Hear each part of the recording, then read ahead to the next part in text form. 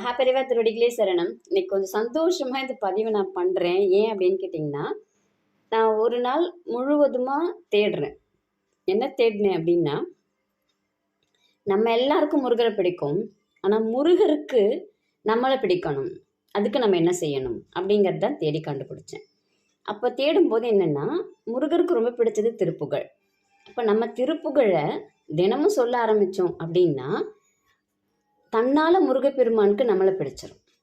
நமக்கு என்ன வேணுமோ அதெல்லாம் நமக்கு முருகப்பெருமான் செய்வார். நம்ம தப்பு பண்ணாலும் முருகர் ஏற்றுக்குவார், நல்லது பண்ணாலும் முருகர் ஏற்றுக்குவார். தப்பு பண்ணால் அப்படியே ஏற்றுக்கிறாருன்னு அர்த்தம் இல்லை, நம்மளை திருத்திடுவார். நம்ம நல்லது செஞ்சோம் வேணா இன்னும் நல்லது செய்ய வைப்பார். அப்போது நம்ம முருகருக்கு பிடிச்சவங்களாக இருக்கிறதுக்கு என்ன செய்யணும் அப்படிங்கிறத தான் தேடி கண்டுபிடிச்சேன்.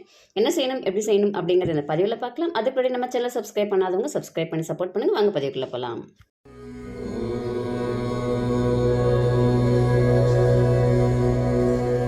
என்ன பண்ணேன் அப்படின்னு கேட்டிங்கன்னா, நம்ம நிறைய பாடல்கள் போடுறோம் திருப்புகழில். திருப்புகழ் கிருபானந்த வாரியார் சொல்லுவாங்க. என்ன சொல்லுவாங்க அப்படின்னா, முருகனுடைய பாதம் பெற்ற அவர் ஒவ்வொரு அடியிலையும் அவருடைய பாதம் இருக்கும் அப்படின்னு சொல்லுவாங்க.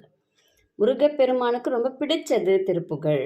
நமக்கு முருகப்பெருமானை பிடிக்கணும் அப்படின்னா, முருகப்பெருமானுக்கு நம்மளை பிடிக்கணும் அப்படின்னா உனக்கு திருப்புகழ் பிடிக்கணும் அப்படின்னு சொல்லுவாங்க. இந்த திருப்புகழில் நிறைய பாடல்கள் இருக்குது. ஆனால் எல்லா பாடல்களும் எல்லார் வாயிலும் நுழையுமா, பிரித்து படிக்க முடியுமான்னு கேட்டால் கொஞ்சம் கஷ்டம். அப்போ ஒரு எளிமையான பாடலை தேடிட்டு இருந்தேன்னு வச்சுக்கோங்களேன். ஆனால் எனக்கு தெரிஞ்ச பாடல், எனக்கு பிடித்த பாடல், ஆனால் எனக்கு அது ஞாபகத்துக்கே வரலை. ஒரு நாள் முழுவதும் யோசிக்கிறேன் நான், என்ன பாடல் எல்லார் வாயிலும் நுழையக்கூடியதாக இருக்கணும், எல்லாருக்கும் ரொம்ப எளிமையாக மனப்பாடமாகக்கூடியதாக இருக்கணும், நம்ம முருகனுக்கு உகந்த பாடலாகவும் இருக்கணும். நானும் தேடுறேன். எல்லா பாடல்களுமே முருகனுக்கு உகந்த பாடல் தான். ஆனால் நம்மளால் சொல்ல முடியுமா அப்படிங்கிறது தான். தேடுறேன். ஒரு நாள் முழுக்க தேடுறேன். ஆனால் இன்றைக்கி காலையில் ஏஞ்ச உடனே எனக்கு அந்த பாடல் ஞாபகத்துக்கு வருது. முருகர்கிட்டே விட்டுட்டேன் நான். முருகன், எனக்கு என்ன பாடல் சொல்லணும்னு தெரியல, ரொம்ப எளிமையாக இருக்கணும், ஆனால் எல்லா வாயிலும் நுழையிற மாதிரி இருக்கணும். ஒரு 10 தடவை அவங்க பார்த்து படித்தாங்கனாலே மனப்பாடம் ஆயிடணும். கஷ்டம் இல்லாமல் ஒரு பாடல் எனக்கு காட்டு அப்படின்னு முருகர்கிட்டே விட்டுட்டு படுத்து தூங்கிட்டேன். காலை ஏஞ்ச உடனே இந்த பாடல் எனக்கு ஞாபகத்துக்கு வருது. எனக்கு அப்படி ஒரு சந்தோஷம். என்ன பாடல் அப்படின்னு பார்த்துடலாங்களா? ஒன்றும் பெரிய விஷயம்லாம் இல்லை, எளிமையான பாடல் தான். ஏறுமயில் ஏறி விளையாடும் முகம் ஒன்றே, ஈசருடன் ஞானமொழி பேசும் முகம் ஒன்றே, கூறும் அடியார்கள் வினை தீர்க்கும் முகம் ஒன்றே, குன்றுருவ வேல் வாங்கி நின்ற முகம் ஒன்றே, மாறுபட சூரரை வதைத்த முகம் ஒன்றே, வள்ளியை மனம் புணர வந்த முகம் ஒன்றே, ஆறுமுகம் ஆன பொருள் நீ அருள வேண்டும், ஆதி அருணாச்சலம் அமர்ந்த பெருமாளே. அவ்வளோதாங்க திருப்புகழை எளிமையான பாடல். இது நீங்கள் ஒரு 10 நாள் தொடர்ந்து சொல்லிட்டு வந்துட்டிங்கன்னா முருகப்பெருமான் உங்களை ரொம்ப பிடிச்சி போயிடும். உங்களுக்கு இந்த பாடல் நல்லா ஒரு மனப்படமும் ஆகிடும். ரொம்ப எளிமையானது. என்ன செய்யணும் நம்ம இதில் அப்படின்னு பார்த்தீங்கன்னா, செவ்வாய்க்கிழமையில் ஆரம்பிச்சுக்கோங்க. காலையில் இல்லை சாயந்தரம் ஏதாவது ஒரு வேலை நல்லா குளிச்சு முடிச்சுட்டு, முருகப்பெருமான் படம் இருந்துச்சுன்னா பொட்டு வச்சு பூ வச்சுருங்க. வச்சுட்டு நீங்கள் கோரிக்கையில் எதுவுமே வைக்க வேணாம். நீங்கள் எந்த ஒரு கோரிக்கையுமே வைக்க வேணாம். எனக்கு இது நடக்கணும் அது நடக்கணும் எதுவுமே நீங்கள் செய்ய வேண்டாம். ஒரே ஒரு திருப்புகழ் பாடல், இந்த பாடலை மட்டும் காலையில் எழுந்துச்சி ஒரு முறை கூட நீங்கள் சொல்லிவிட்டு உங்கள் வேலையை பாருங்கள். நீங்கள் எப்பயும் என்ன பண்ணுவீங்க, ஒரு விளக்கேற்றி வைப்பீங்க. ஒரு விளக்கேற்றி வச்சுருங்க.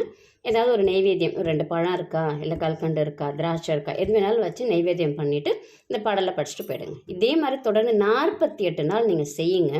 நீங்கள் ஒரு 9 நாள் இல்லை ஒரு 18 நாள் முடியறதுக்குள்ளேயே உங்கள் பிரச்சனை என்ன, உங்கள் பிரச்சனைக்கு யார் மூலமாக தீர்வு, எல்லாமே முருகப்பெருமான் காட்டுவார். இது எப்படி நீங்கள் தெரிஞ்சுக்கலான்னு பார்த்தீங்கன்னா, ஒரு 9 நாள் கழிச்சாலே உங்களுக்கு என்ன வரும் அப்படின்னா, நீங்கள் போகிற இடத்துல முருகர் படம் தெரியும்.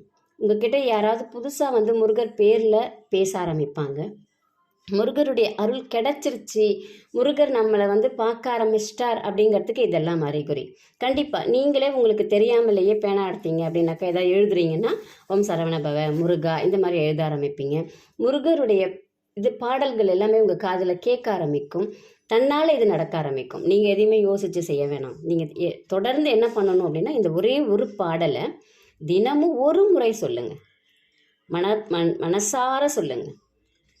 சொல்லிக்கிட்டே வர 48 நாள் முடியறதுக்குள்ளே உங்கள் வாழ்க்கையில் எவ்வளோ பெரிய மாற்றங்கள் நடக்குது அப்படின்னு பாருங்கள். செவ்வாய்க்கிழமையில் ஆரம்பிங்க. இல்லைனாலும் என்றைக்கு உங்களுக்கு முடியுதோ அன்றைக்கி நீங்கள் ஆரம்பிச்சுக்கோங்க. அதுலேருந்து தொடர்ந்து நீங்கள் செஞ்சுட்டு வாங்க.